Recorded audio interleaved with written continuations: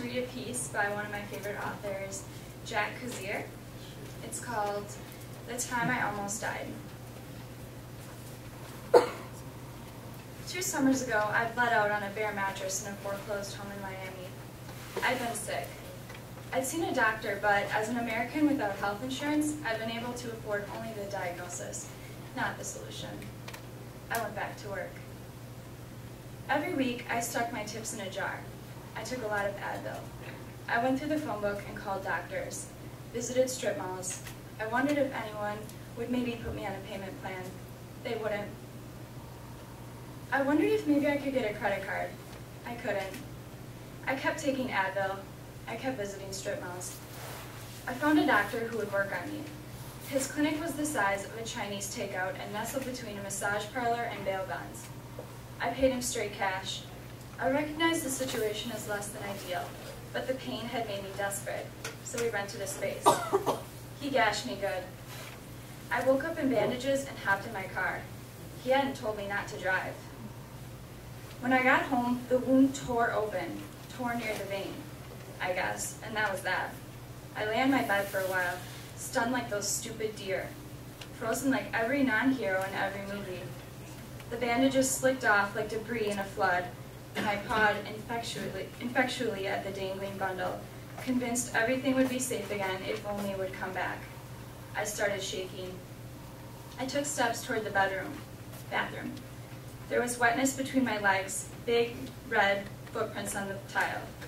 I saw the wound in the mirror, the black, almost purple mat of my hair, the 3 of me staring back, spinning. I dry heaved into the toilet. I didn't want to make a mess.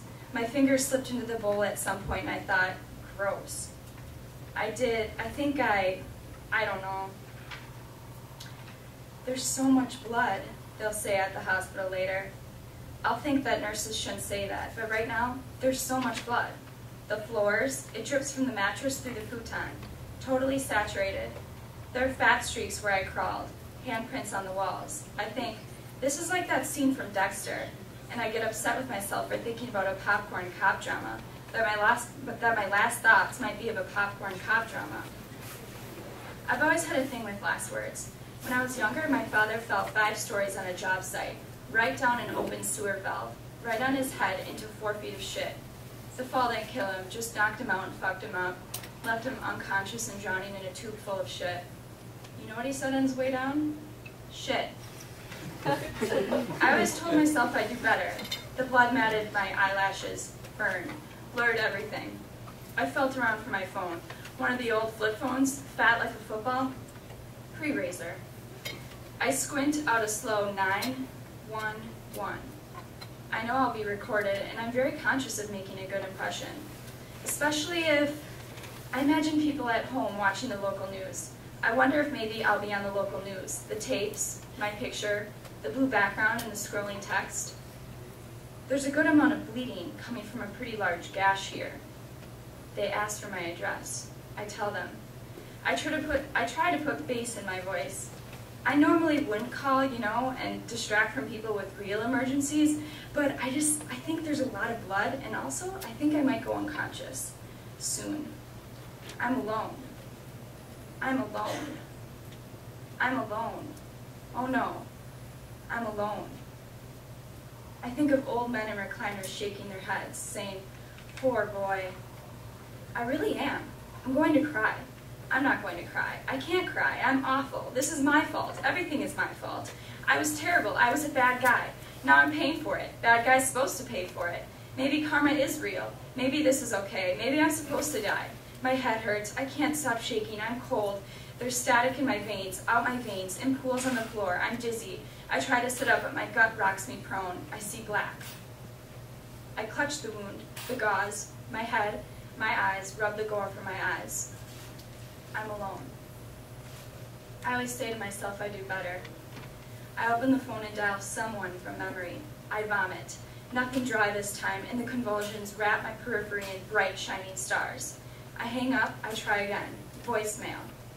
I see blurs. I put the phone to my face. I try to breathe big.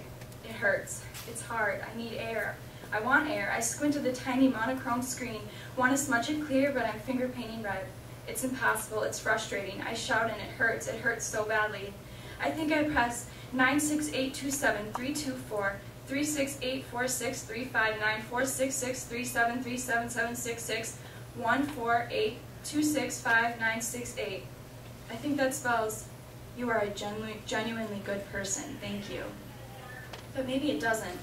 I feel suddenly weightless, flying. I wonder if this is the whole heaven thing. I very seriously and very intensely hope this is the whole heaven thing. I want to see a white light, but it's all yellow and red blotches, the taste of tin and salt. My head floats off my body. The world is swirls. My phone is swirls. Far, far in the distance, I hear sirens. I know they are for me. I think of the people driving. They are for me too. The world fades in and out. I rub my face. I'm sleepy. My phone doesn't ring. Maybe I didn't send the text. Maybe it was full of typos. How embarrassing that my last words could be full of typos. I wish I had autocorrect. I wish I had an iPhone. I wish my phone would ring. I promise I'll do better. And there's a knock, but I'm gone.